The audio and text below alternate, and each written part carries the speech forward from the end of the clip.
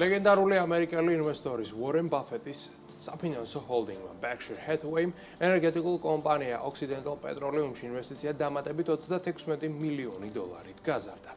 საინვესტიციო ჰოლდინგი ამჟამად ენერგოგიგანტის 265 მილიონ აქციას, ანუ 29%-იან წილს ფლობს, რომლის საერთო შეფასება 13 მილიარდ დოლარს აღწევს.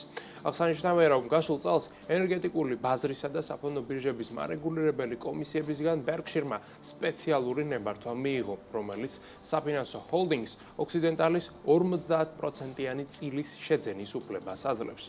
ექსპერტთა ნაწილის ვარაუდით 50%-იანი წილის შეძენის შემდეგ Berkshire Occidental-ს სრულად გამოისყიდის და მის მრავალფეროვან საინვესტიციო პორტფელს კიდევ ერთ წარმატებულ კომპანიას დაამატებს.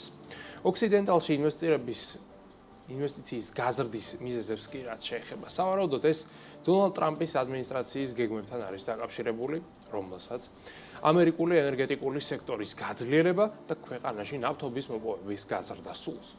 უშუალოდ Occidental-ის მფლობელობაში თითქმის 3 მილიარდი ბარელის მოსულობის სანავთობო რეზერვია, რომლის ათვისება კომპანიას ნებისმიერ დროს შეუძლია. ამასთან, ენერგეტიკულ სექტორთან დაკავშირებით ანალიტიკოსებს პოზიტიური მოლოდინები აქვთ, რადგან OPEC-ის გადაწყვეტილების გამო ნავთობის ფასი ისევ მაღალ ნიშნულზე ნარჩუნდება, გაზის ფასი კი იზრდება. თავად ეს მოცემულობა ენერგეტიკული კომპანიების შემოსავლებზე, რა თქმა უნდა, პოზიტიურად აისახება.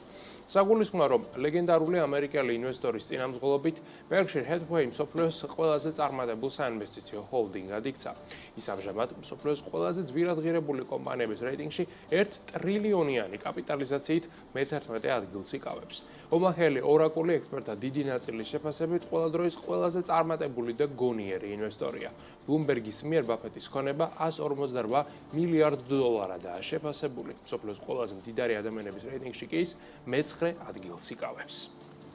Berkshire Hathaway-ის მიერ მიღწეული ეს ფინანსური შედეგი პირდაპირ უკავშირდება უორენ ბაფეტის ღირებულებაში ინვესტირების, ანუ value investing-ის ფილოსოფიას. მარტივად რომ ვთქვათ, ეს მიდგომა ისეთ კომპანიებში ინვესტირებას გულისხმობს, რომლებიც ბაზრის მიერ დღეს მატერიალურ ღირებულებაზე ნაკლებად არის შეფასებული, რადგან სწორედ ასეთ კომპანიებს შეუძლიათ, რომ გრძელვადიან პერიოდში ინვესტორებს ყველაზე დიდი სარგებელი მოუტანონ. შედეგად უორენ ბაფეტი არასდროს ყვება ტენდენციებს და არ ყიდულობს გადაფასებულ, ანუ ეგრეთ წოდებულ hype-ში მყოფ კომპანიებს. პირიქით, Berkshire Hathaway-ის ფინანსური პორტფელის დიდი ნაწილი გლობალური ფინანსური კრიზისის დროს შეიკრა, როცა უორენ ბაფეტმა რამდენიმე ამერიკული ბანკი გაკოტრებას გადაარჩინა. პირდაპირ გაგებით.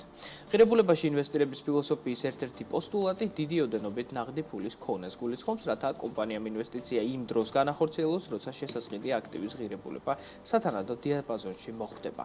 კონკრეტულ კომპანიაში ინვესტირების დროს უორენ ბაფეტი რამდენიმე ძირითად კრიტერიუმს აკვირდება. ესენია გამართული ფუნდამენტური მაჩვენებლები, გრძელვადიანი ზრდის პოტენციალი და კონკურენტული უპირატესობა. ამასთან უორენ ბაფეტი ხშირად ინვესტირებს ისეთ კომპანიებში, რომლებიც აქციონერებისთვის პერიოდულ დივიდენდს აგენერირებენ, რომელსაც Berkshire Hathaway მოგვიანებით საკუთარ აქციონერებზე ანაწილებს.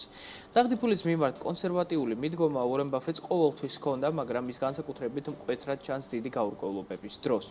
მსოფლიოში მიმდინარე ორი ომი და პოტენციური ესკალაციის რამდენიმე კერა, ისევე როგორც ამერიკის ახალი პრეზიდენტის მიერ წამოწყებული სავაჭრო ომი, ის საფუძველია, რომელსაც შეგვიძლია არამყარი ვუწოდოთ.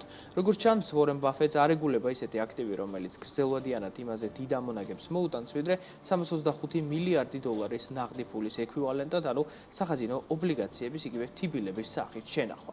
თუმცა დიდი ოდენობით ნაღდი ფულის ფლობას კიდევ ერთი უპირატესობაც აქვს, რომლის საფუძველიც ისევ და ისევ უორენ ბაფეტის საინვესტიციო ფილოსოფიაში უნდა ვეძებოთ. ის კომპანია, რომელიც ბევრი საკმაოდ დიდი ქვეყნის მთლიანი შიდა პროდუქტის ოდენობის თანხას ინახავს, ჭეშმარიტად ფინანსურად დამოუკიდებელია, ანუ სხვადასხვა გარიგებაში შესასვლელად არც საბანკო სესხი დასჭირდება და არც პარტნიორების ჩართვა, რაც Berkshire Hathaway-ის შემთხვევაში მოლაპარაკების დროს უფრო დიდ ძალაუფლებას და შესაბამისად უკეთეს პირობებს ნიშნავს.